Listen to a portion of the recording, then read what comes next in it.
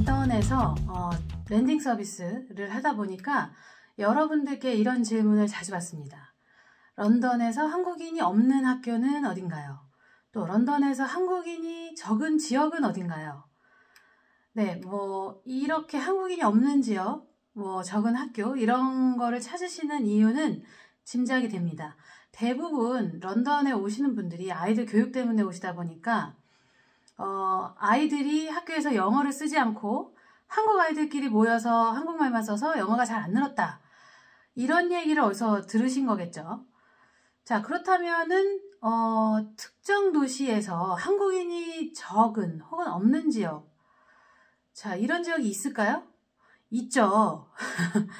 다 있습니다. 근데 왜 없을까요? 이 어떤 도시에서 특히 한국인이 적다. 이런 지역이라는 건 어떤 걸 의미할까요? 요 이유에 대해서 생각을 해보실 필요가 있습니다. 자, 한국인들이 선호하지 않는 지역에 대해서 구체적인 지역명 이런 거를 말을 하자면 그 지역에 사시는 분들이 좀 기분이 나쁘실 수 있으니까 반대로 한국인들이 선호하시는 지역에 대해서 얘기를 해보겠습니다. 런던에서 한국인들이 선호하는 지역을 얘기를 하자면 단연 이제 런던 북쪽입니다. 사실 근데 이 지역은 한국인만 선호하느냐 그렇게 볼 수는 없어요. 캐네디언이든 이민자든 누구나 선호하는 지역이죠. 그렇기 때문에 부동산에서 나온 그런 통계 같은 거를 봐도 런던 안에서도 항상 집값이 가장 비싸고 집값 상승률이 가장 크고 이런 지역입니다. 그 이유에 대해서 이제 간단하게 얘기를 해보자고 하면 신축된 어떤 그 깨끗한 집들이 많고 또 학군이 좋은 학교들이 있는 거죠. 그리고 신축된 동네라는 거는 이제 새로 생긴 동네이기 때문에 그 지역에 어떤 시설이 들어선다. 예를 들어서 이제 제가 제 블로그에 한번 소개를 한 적이 있는데 그 YMCA 같은 그런 이제 주민복지 시설이 있는 경우에 새로 지었기 때문에 다 시설도 최신 시설이고 이렇게 될 수 있겠죠. 그리고 이제 그 집값이 어느 정도 조금 되는 동네다라는 거는 그 지역에 이제 경제적으로 어느 정도 여유가 있고 이런 사람들이 산다는 얘기고 또 그런 사람들이 상대적으로 저소득층에 비해서 자녀 교육을 위해서 이제 학군을 따지는 사람들도 많고 이렇다 보니까 어떤 소득 수준이 낮은 지역에 비해서 부모들의 양육 태도, 라이프 스타일 이런 것도 차이가 나겠죠. 그렇다면 이게 이제 자녀의 학교, 그 학교의 면학 분위기 이런 거에도 영향을 끼칠 것이고 아이들이 학교 성적 이런 거에도 영향을 끼치겠죠. 그러면 동네 분위기도 그런 거에 영향을 받을 겁니다. 사실 이거는 꼭 캐나다 이런 얘기가 아니고 한국도 다 마찬가지잖아요. 이제 좀 낙후된 지역에 가면은 부모들이 직업이 다 블루칼라고 다 맞벌이해서 돈 벌기 바쁘고 그러면 아이들이 조금 이제 보살핌을 잘 못 받다 보니까 학교에서 학업 성취도도 낮고 좀 수업 분위기도 안 좋고 네, 사람 사는 데는 다 마찬가지죠. 자, 그렇다면은 사람들이 선호하지 않는 동네들은 이유가 뭘까요? 네, 선호하는 동네의 반대라고 보시면 됩니다. 학군이 안 좋고 집이 오래돼가지고 주거 환경이 별로 좋지 않다. 그리고 이제 동네 이제 저소득층 조금 그런 단순히 이건 경제적인 것만 얘기하는 게 아니고 캐나다에서는 한국에서는 많이 그렇진 않지만 여기서는 이제 마약하는 사람이 많다든지 치안이 좀 안 좋다든지 그런 거를 얘기하는 거죠. 자, 이런 동네에 한국인이 적다는 이유로 특히 한국 사람들이 선호할 수 있을까요? 네, 한국인이 적은 혹은 없는 지역이라는 거는 한국인이 선호할 만한 요소가 없는 지역이고요. 왜 선호할 만한 요소가 없냐라고 해보면 학군이 안 좋거나 주거 환경이 상대적으로 좋지 않다. 그래서 한국인이 적은 지역이라는 거는 곧 학군이 안 좋거나 주거 환경이 별로 안 좋은 지역이라고 생각을 하시면 돼요. 이게 한국인만 그 지역에 없는 게 아니고 캐네디언들도 여건이 되면 그 지역에 살고 싶어 하지 않아요. 네. 그렇다면은 그런데도 불구하고 이런 지역에 한국인이 적다는 이유로 살고 싶으신 분이 많을까요? 저는 그건 좀 의문입니다. 이제 또 한 가지 생각을 해볼게. 그러면 한국인이 많은 지역에 살면 영어가 안 늘고 한국인이 없는 지역에 살아야 영어가 늘고 뭐 그럴까요? 한 가지 예로 이제 제가 전에 이제 살았던 그 우드스탁이라는 런던 옆에 있는 시골 동네에 대해서 얘기를 해보겠습니다. 우드스탁은 인구가 한 4만 정도 되는 도시입니다. 뭐 우리 기준으로 보면 완전 시골인데 여기 기준으로는 시티예요. 근데 어쨌든 한국인 가정이 10가정이 채 안 되는 것 같았어요. 그때 당시에.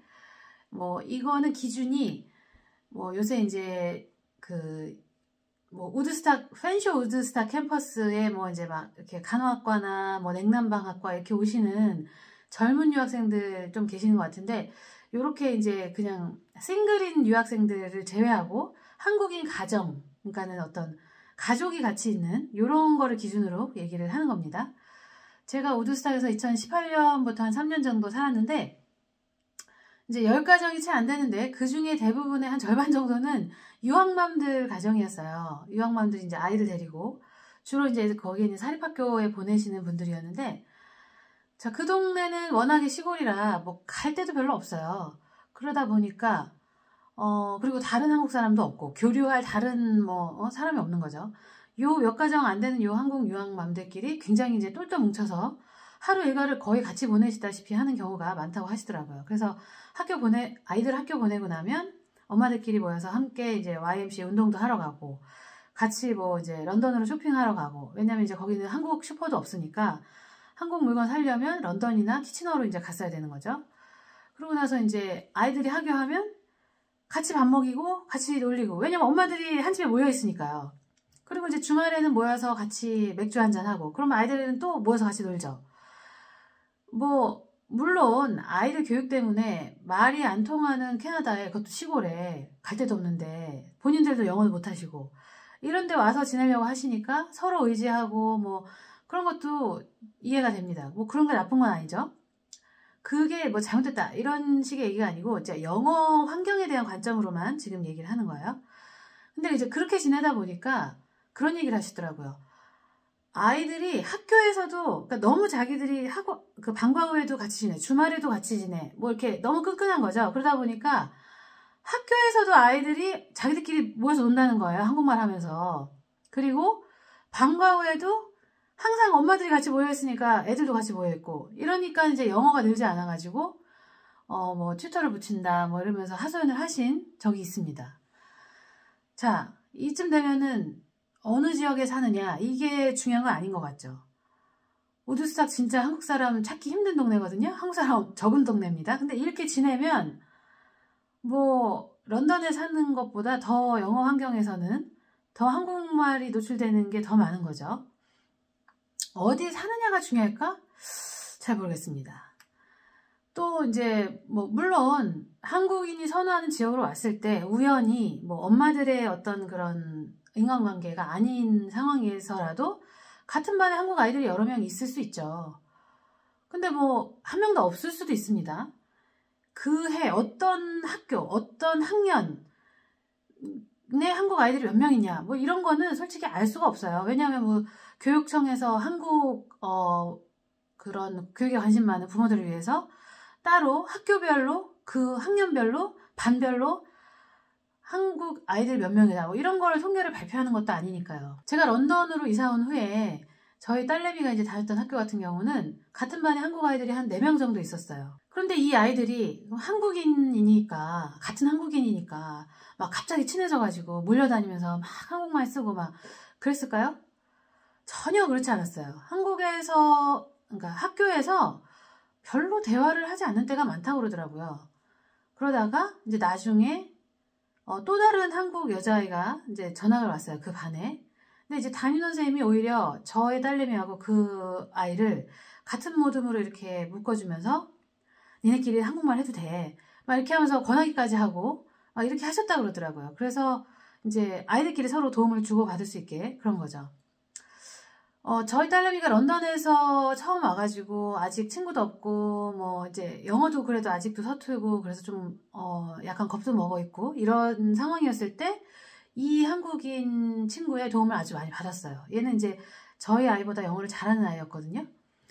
그래가지고 뭐 잘 못 알아듣는 거 이렇게 다시 물어보면 아 이거 뭐 하라는 거야 이렇게 알려주기도 하고. 저도 이때 당시에 아이가 학교에서 친구를 사귀고 적응을 하고 하는 게 가장 급선무라고 생각을 했기 때문에 뭐 한국 친구가 생겼기 때문에 뭐 영어가 좀 더디 늘지 않겠냐 뭐 이런 걱정은 사실 하지 않았어요. 아이들 영어는 늘 수밖에 없어요. 아니 영어로 수업 듣고 영어로 숙제 해가야 되고 뭐 이러는데 어떻게 안 늘어요. 물론 이제 속도는 차이가 있을 수 있죠. 근데 이제 저 같은 경우는 또 어차피 여기에서 평생을 아이가 살 거기 때문에 결국에는 어느 그 지점에 도달을 한다는 거는 명확한 사실이고 그것이 뭐 빨리 가느냐 늦게 가느냐의 차이일 뿐인데 그거를 애를 막 이렇게 잡아가지고 막 푸시를 하고 그렇게 하고 싶지는 않았거든요. 애도 힘들어요. 여기 뭐 초등학교 고학년 때 전학을 와가지고 자기는 영어 하나도 못하는데 얼마나 힘들었겠어요. 그러니까 아이가 그래도 조금 마음 붙이고 적응하고 해서 자기 생활을 그래도 즐거운 마음으로 해나갈 수 있는 그렇게 되는 게 중요하지 당장 영어가 막 늘어야 되니까 뭐 한국애하고는 말하지 말고 영어로만 얘기해 막 그런 건 아니었죠. 아이들이 학교 생활할 때 가장 큰 위기는 사실 친구가 없는 거죠. 친구가 없고 학교 가는 게 재미가 없고 이게 아이들이 가장 큰 학교 생활에서 위기지 영어가 좀 더디 느는 거 그게 아닙니다 사실. 이제 게다가 좀 나이가 어린아이다 초등학교 4학년 이하다 이런 경우에는 오히려 한국어를 잃는 거를 걱정을 해야 되는 상황이고요. 기본적으로 학교에서도 학교 선생님들이 뭐 이민자인 경우에 자기 모국어를 쓰지 못하게 한다고 들었어요. 예를 들어서 뭐 히스패닉 계열 아이들도 많고 중국 아이들도 많고 뭐 인도 아이들도 있고 뭐 이렇다 보니까 이제 뭐 그 아이들끼리 자기 나라 말 쓰는 거 이런 건 학교에서 이제 금지다 뭐 이렇게 많이 하신다고들 하시더라고요. 근데 저희 딸내미 선생님은 저랑 생각이 좀 비슷하셨던 것 같아요. 아이가 빨리 학교에 적응하고 좀 도움 받을 수 있으면 도움 받아가지고 이렇게 서로 의지해가지고 학교 생활을 해나가는 게 중요하다라고 생각을 하셨던 것 같아요. 그래가지고 그렇게 일부러 막 같은 조로 묶어주시고 이렇게도 해주셨죠. 그래서 뭐 한국 아이들이 반에 좀 있다고 해서 무조건 그 애들이 같이 몰려다닌다 이런 생각은 좀 현실과는 맞지 않는 것 같아요. 뭐 아이들도 다 취향이 있으니까요. 본인이 좋아하는 성향의 아이가 아닌데 뭐 한국말을 한다고 무조건 걔랑만 어울린다. 글쎄요. 그 뭐 저희 딸내미 이제 고등학교 올라갔지만 거기서도 보면 한국 아이들이 간혹 있어요. 근데 뭐 조별 과제를 하게 되는데 어디에서 온 아이더라? 뭐 브라질인가 뭐 남미 쪽에서 온 아이랑 처음에 이제 뜻이 맞아서 조별 과제를 같이 했어요. 근데 너무 좋았다는 거예요. 뭐 이제 어떤 그 학업 성취에 대한 눈높이 이런 것도 서로 욕심이 있어가지고 서로 이제 되게 열심히 하고 뭐 하기로 해오기로 한 것도 잘 이렇게 맞아서 하고 뭐 이런 식으로. 근데 오히려 한국 아이랑 했다가 뭐 원하는 만큼 이렇게 되지 않아서 뭐 실망하는 경우도 있고 여러 가지. 그게 무조건 한국 아이라고 해서 뭐 한국 아이들끼리만 뭐 그런 거는 좀 아닌 것 같아요. 물론 우연히 이런저런 이제 조건들이 일치를 해가지고 예를 들어 뭐 성격도 맞는 아이도 있을 수 있겠죠. 한국 아이 중에. 그래서 그렇게 막 몰려다니고 이런 게 간혹 벌어질 때도 있긴 해요. 얘기를 들어보면 전혀 없다고는 할 수 없어요. 그러면은 이제 뭐 그때는 이제 결단이 필요한 거죠. 뭐 이사를 해서라도 그 아이를 떼어놓는 그런 부분들도 있고 그런 부모님들도 있고 뭐 그렇습니다. 그렇지만 한국 아이들이 학교에 있다라고 해서 항상 그렇게 되는 거는 좀 아니라는 거. 그리고 여기서도 아이들이 가장 중요한 게 학교에서 친구가 필요해요. 근데 영어도 서투른데 무조건 뭐 캐네디언 친구만 사귀라 이렇게 강요할 수도 없는 거고 이제 문화가 다르기 때문에 좀 말이 뭐 영어를 어느 정도 한다고 해도 아주 그렇게 친해지기가 쉽지는 않을 거예요. 아이들도 어른들도 그렇듯이 뭐 그리고 그게 이제 뭐 캐네디언 아이들하고만 친구를 해라고 강요한다고 그렇게 되지도 않죠. 네. 제가 어떤 분께 얘기를 들었는데 이분은 이제 건너 아는 분이 차일드 케어 그러니까 한국식으로 하면 어린이집 여기에 이제 실습을 나가신 분 코업을 나가신다고 하죠. 여기 분이 이제 경험하신 얘기인데 자기가 실습하기로 한 그 어린이집에 마침 이제 한국 아이가 새로 들어와 있었나 봐, 며칠 전에. 그래갖고 한국 학생이 실습을 온다고 하니까 그 기존에 있던 직원들이 너무 이제 좋아하면서 반겼대요. 왜냐하면 거기에 와 있던 그 한국인 아이가 이제 어린아이죠, 어린이집이니까. 며칠째 겁이 질려갖고 오면은 울기만 하고 밥도 안 먹고 막 이러고 있었다는 거예요. 자기는 이제 전혀 뭐 말도 알아들을 수도 없는 사람들 속에 하루 종일 이제 있다 가야 되는, 이게 그 아이한테 너무나 이제 공포였던 거죠. 그러다가 이분이 출근을 하기 시작해가지고 한국말로 이렇게 말을 건네니까 얘가 갑자기 또 막 대성통곡을 하면서 막 그분한테 와갖고 안겨갖고 막 엄청 울더래요. 그러면서 그날 처음으로 그 어린이집에 온 후에 처음으로 밥을 먹었다 그럽니다. 자, 부모들은 이제 본인들이 칼리지 다니고 하면서 한국인들끼리 만나가지고 뭐 정보 교환도 하고 서로 의지도 하고 이렇게 지내죠. 그러면서 아이들은 아주 극단적인 상황에 내몰리기를 바라는 것 같다는 생각이 저는 좀 들었어요. 아이들에게도 갑자기 영어 환경에 놓여지는 그런 상황은 충격과 공포입니다. 아이들이 막 어른들처럼 그렇게 막 표현을 안 해서 그렇지. 그런데 왜 이제 부모님들은 아이들만은 그런 극한의 상황에 놓이게 하려고 하시는 걸까? 언어 문제에 있어서. 아마 이제 빨리 영어가 늘었으면 좋겠다라는 그런 욕심 때문이겠죠. 특히 이제 1, 2년 정도 계획으로 오시는 분들의 경우는 아이가 좀 힘들더라도 이제 소위 그 투자한 그 돈을 뽕을 뽑겠다, 이런 마음이신 것 같아요. 이게 1, 2년 정도 영어권에서 학교 생활을 한다는 걸로 영어가 원어민처럼 될 수 없다라는 이런 현실을 좀 인정하시기보다는 아이들에게 좀 무리한 스트레스를 좀 이렇게 강요하고 푸시를 해서라도 좀 욕심에 가깝게 이렇게 그 결과를 얻고 싶으신 거겠죠. 그런데 이게 어떤 부모가 자기 자녀에게 뭐 요구하는 어떤 거, 뭐 성취 수준 이런 거를 뭐 제3자인 제가 이렇게 해야 맞다 틀리다 이렇게 말을 하는 거는 좀 아니지만, 분명한 건 애초에 1, 2년이라는 시간 자체는 영어를 다 해결해 주지 못하는 시간이라는 점입니다. 언어에 이제 특별한 재능이 있는 경우가 아니면 그렇죠. 부모가 욕심으로 막 밀어붙인다고 해서 뭐 다 좋은 결과로 이어지지 않는다는 것도 또 다들 아실 거예요. 이렇게 주변에서 듣기로 처음에는 보통 2년 정도 계획으로 많이들 오신다고 하더라고요. 그러다가 2년 정도 가지고 애가 영어가 원어민처럼 안 되는구나 이렇게 알고 나서 또 한 1, 2년 정도 더 체류 기간을 늘리게 되신다고들 하더라고요. 이게 현실이죠. 그리고 뭐 사족으로 말씀을 드리면 그렇게 이제 체류 기간을 늘려서 뭐 3, 4년을 아이가 캐나다에서 학교를 다니게 되면 이제는 다시 한국에 돌아가서 한국 학교에 적응한다는 게 과연 가능할까? 이렇게 되는 거죠. 그래서 결국 이제 대학까지 진학하는 걸로 생각을 하게 되고, 그러다 보면은 이제 대학의 학과들이 외국인 유학생한테는 열려있지 않은 전공들이 많고, 또 외국인 학생들한테 적용되는 등록금은 내국인하고 많이 차이 나고, 이러다 보니까 여기에 플러스 또 이제 부모님들이 이제 학생을 언제까지나 할 수 있는 게 아니잖아요.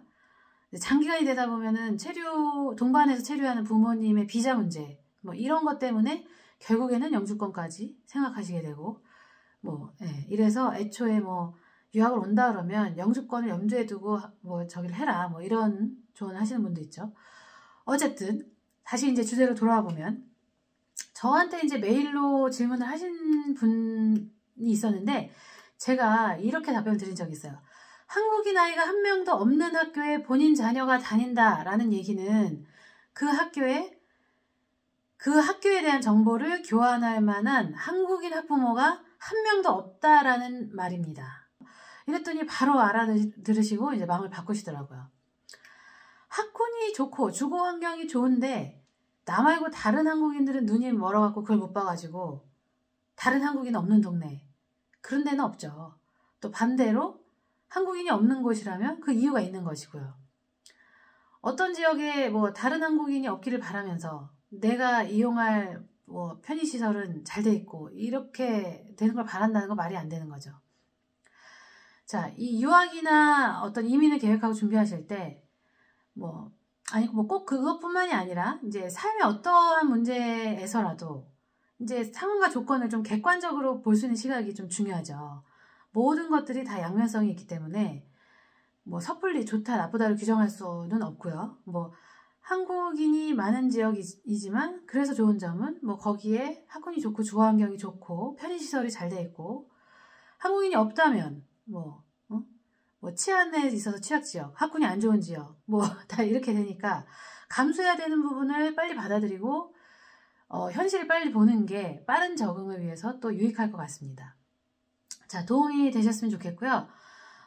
유학 또는 뭐 아이들 조기 유학 이런 거에 대해서 질문이 있으신 분들은 캔줌마 @gmail.com 여기로 이제 간단한 본인의 상황 설명 이런 거랑 카카오톡 아이디를 보내주시면 최대한 도움을 드리도록 하겠습니다. 또 이제 런던 정착 서비스에 대해서 문의가 있으신 분들도 메일 주시면 되고요. 감사합니다.